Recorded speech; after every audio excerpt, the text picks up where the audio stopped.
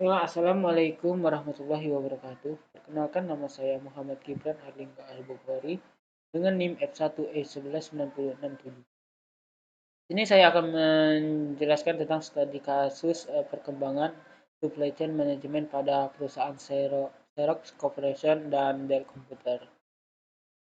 Di sini saya akan menjelaskan tentang profil perusahaan dari masing-masing perusahaan yang akan dibahas. Pertama ada perusahaan Xeron. Perusahaan Xeron adalah suatu perusahaan raksasa tingkat dunia yang berusaha di bidang financial service dan dokumen processing. Penulisan ini biasanya mengenai bagaimana Xeron Document Processing memperbaiki kinerja logistiknya melalui supply chain integrasi. Nah, sebelumnya perlu diketahui bahwa bisnis utama dari Xeron Document Processing adalah ada 4, yaitu development, manufaktur, ketiga market service develops, ke terakhir manufaktur market service. Dan ada berbagai jenis dokumen processing produk yang meliputi peralatannya seperti large scale electronic printer duplicator, selanjutnya copier workstation, ketiga engineering produk telecopiers, dan terakhir supplier yang terkait dengan produk tersebut. Selanjutnya profil dari perusahaan Dell Computer. Dell Computer Corporation merupakan perusahaan komputer terbesar di dunia yang telah melakukan penjualan produknya secara langsung. Di mana penawarannya pada pelanggan meliputi seluruh jenis sistem komputer, termasuk sistem desktop komputer, netbook komputer, workstation, network server, dan storage produk, termasuk juga sejumlah peripheral, hardware, software, dan jasa-jasa lainnya terkait. Dan ada beberapa model penjualan perusahaan ini ialah melakukan hubungan langsung dengan pelanggan perusahaan, yang mana pelanggan institusi maupun pelanggan yang membeli melalui telepon dan internet dan menjual produk dan servis kepada perusahaan besar, kantor pemerintahan, institusi kesehatan dan pendidikan, perusahaan kecil dan medium, serta kepada perseorangan. Di sini ada supply chain yang dilakukan perusahaan Xero, yaitu tujuannya sangat membantu dalam mencari arah secara keseluruhan mengenai apa yang perlu dicapai dalam supply chain. Tujuan dari korporat tersebut dirumuskan secara singkat. Yang pertama ada customer satisfaction, kedua return on asset, ketiga market share, dan keempat employee satisfaction.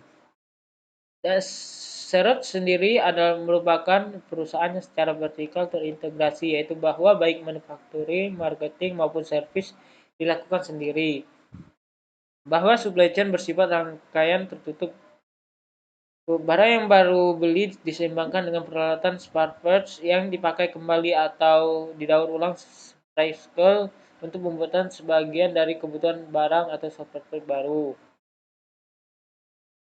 Nah, pada tahun 1989 itu juga didirikan namanya Central Logistik dan Asset Management Group yang ditugas untuk memperbaiki kinerja aset dan manajemen di seluruh supply chain dan bukan kinerja di masing-masing mata rantai supply. Misi dari grup tersebut sebagai suatu check against agen itu merupakan meningkatkan kinerja inventory dan logistik melalui implementasi proses dan strategi integrasi. Selanjutnya itu optimalisasi proses unit pada Xerox, yaitu ada dua. Yang pertama ada unit proses optimasi, yang mana usaha yang begitu besar dan luas tentu saja tidak dapat dilakukan dalam sekejap saja. Tapi melalui proses yang panjang, setiap bagian dari perusahaan mempunyai basis pengalaman yang berbeda dalam tingkat yang berbeda pula dalam penyesuaian dengan program supply chain yang sedang dilakukan. Keberhasilan supply chain sangat dibantu dengan pengalaman dari masing-masing bagian dalam perusahaan ini. Langkah pertama adalah mengoptimasi kinerja di tiap unit proses atau bagian, namun dengan berorientasi pada kinerja secara keseluruhan. Kedua itu ada cross organisasi proses change. Sebetulnya multinasional cross organization sudah dibentuk pada tahun 1986, namun dengan fokus baru yaitu pengintegrasian supply chain. Tugasnya diperkuat lagi Semua bagian yang mempunyai inventory dan ikut dalam proses delivery, manufacturing, maupun yang menyangkut supplier ikut dalam program ini. Dengan demikian, ini tidak terbatas hanya pada bagian material logistik saja. Mereka dari bagian produk desain, marketing, quality finance, dan informasi ikut serta secara aktif dalam ini. Cross organization team ini menjadi kerangka kunci dan penjaga koordinat dari berbagai pengembang strategi baru ini. Melalui tim ini, praktik yang terbukti berhasil di suatu bagian dikembangkan di bagian lain. Tolak ukur kinerja yang baru mengenai customer tersebut dikembangkan melalui tim ini juga. Untuk masalah perbaikan proses, Xerox ternyata mengalami kemajuan pesat menuju pada implementasi penuh dari integrated supply chain yang direncanakan, meskipun masih banyak lagi hal yang harus dilakukan. Cross functional proses telah merubah cara berpikir sebagian besar karyawan di bagian yang berhubungan dengan supply chain. Perusahaan ini masih berlanjut terus karena fokus selanjutnya ini adalah pada proses fabrikasi dan kemampuan untuk lebih fleksibel dalam menanggapi kebutuhan permintaan pasar. Sehingga dalam lingkungan di mana permintaan pasar dapat secara akurat diprediksi.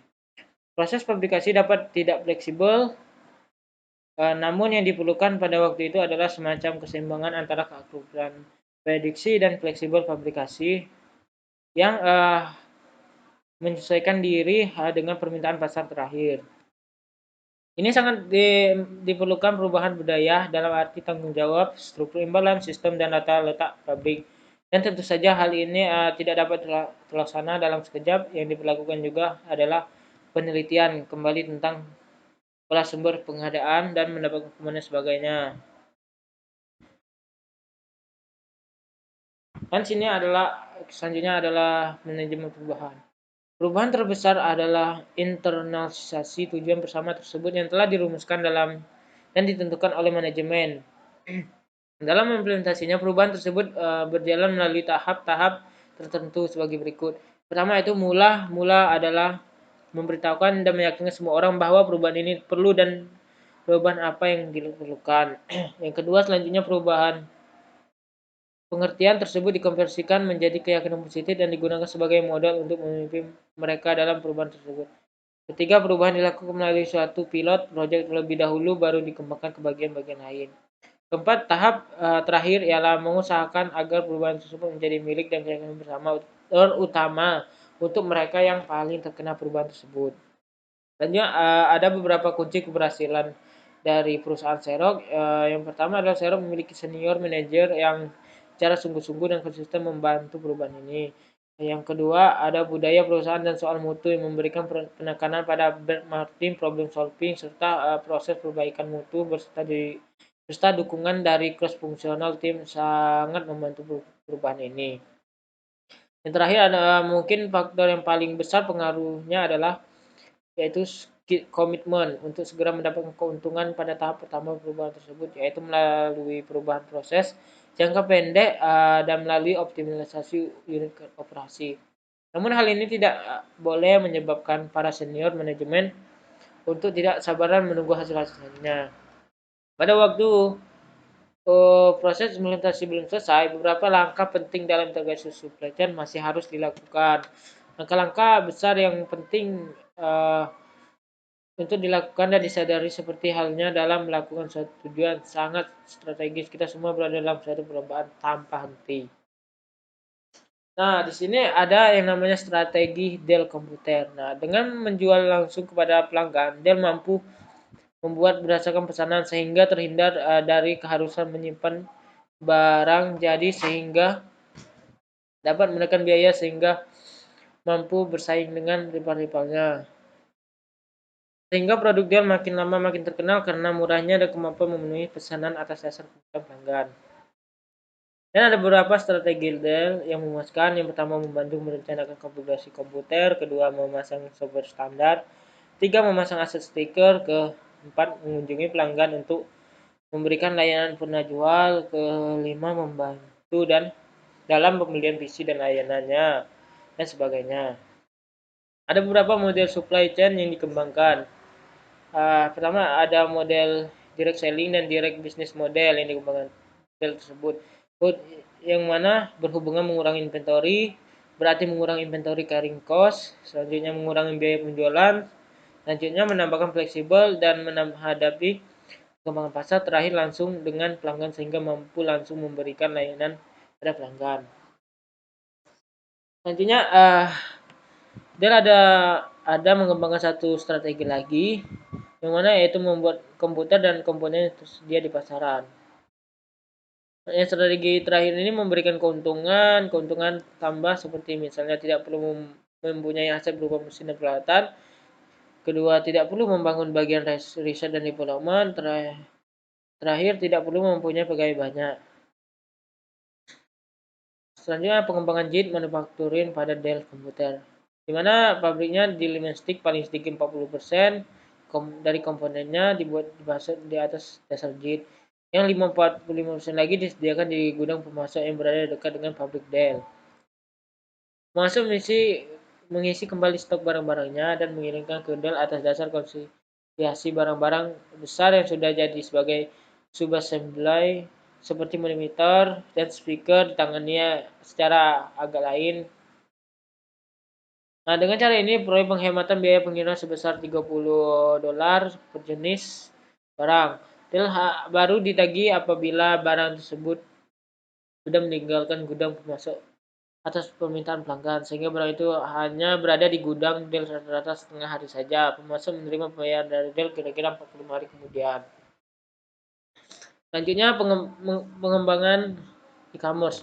Nah, Dell juga terus melesat maju mengembangkan bisnisnya melalui pengembangan e-commerce dan bisnis network server, di mana melalui partnership dengan membuat peralatan network yaitu 3Com Recom Corp, dengan harapan untuk mengurangi masa pengetesan yang begitu lama mengenai compatibility dalam peluncuran komputer baru atau peralatan networking dengan memasuk 3Com dengan komputer baru. Begitu suatu produksi baru dilakukan, partner berharap memotong masa pengetesan yang biasanya memakan waktu antara 6 sampai 10 hari.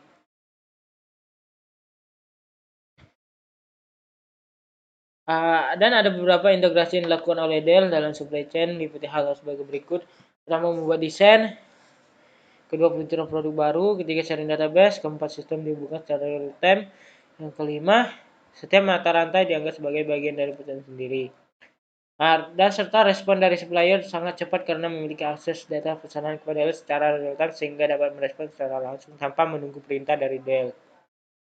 Selanjutnya, inti strategi dari supply chain yang dikembangkan yaitu mengurangi mata rantai, yaitu penjualan dilakukan langsung ke pelanggan. Kedua, dengan demikian mengurangi mata rantai penjualan yang biasanya terdiri dari distributor, agen, pengecer. Selanjutnya, memesan komponen hanya apabila sudah memenuhi pesanan.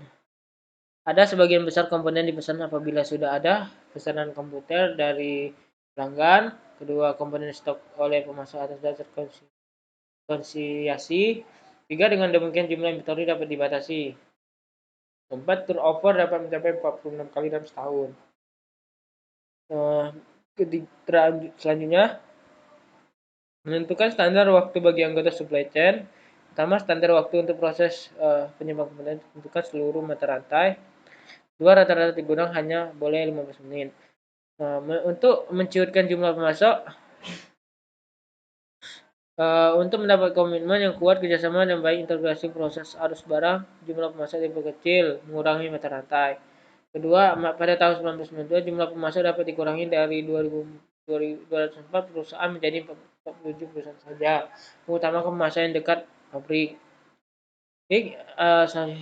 Pertama, di samping menciutkan jumlah pemasok dipilih dan ditambahkan pemasok yang lokasi dekat pabrik. Hal ini tetap dilakukan meskipun biaya pemasok lokal lebih mahal. Dari segi ini diperoleh penghematan biaya transport sebesar 30 dolar per jenis barang. Itu selanjutnya mengembangkan JIT manufacturing. Sebanyak kurang lebih 40% dari komponen dibuat dan dipesan atas dasar JIT manufacturing. Dengan ini sel komputer terkenal sebagai model JIT manufacturing. Selanjutnya mengembangkan e-commerce. Nah, berarti mempercepat hubungan dalam mata rantai penjualan, juga mempercepat pembayaran dalam 5 menit sesudah pemesan sudah ada Penegasan 36 jam sesudah barang dipesan sudah dikirim dan 24 jam sesudah pemesanan pembayaran telah dilaksanakan. Melakukan partnership, yaitu partnership dilakukan dengan Stritchcop dalam pengetesan capability produk baru sehingga pengetesan dipersingkat dari 60 sampai 9 hari jadi 14 hari. Kedua, dengan ini mereka dapat mengalahkan pesaingnya. Virtual integrasi supply chain yang dikembangkan oleh Dell ialah dengan menggunakan teknologi informasi terakhir dengan melakukan integrasi secara virtual antara supplier, manufaktur, dan end user.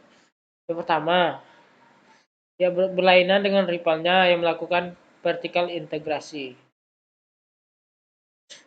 Oke, itulah penjelasan tentang perkembangan supply chain management pada dua perusahaan, yaitu perusahaan Xeron dan perusahaan Dell Computer. Sekian dari saya, terima kasih.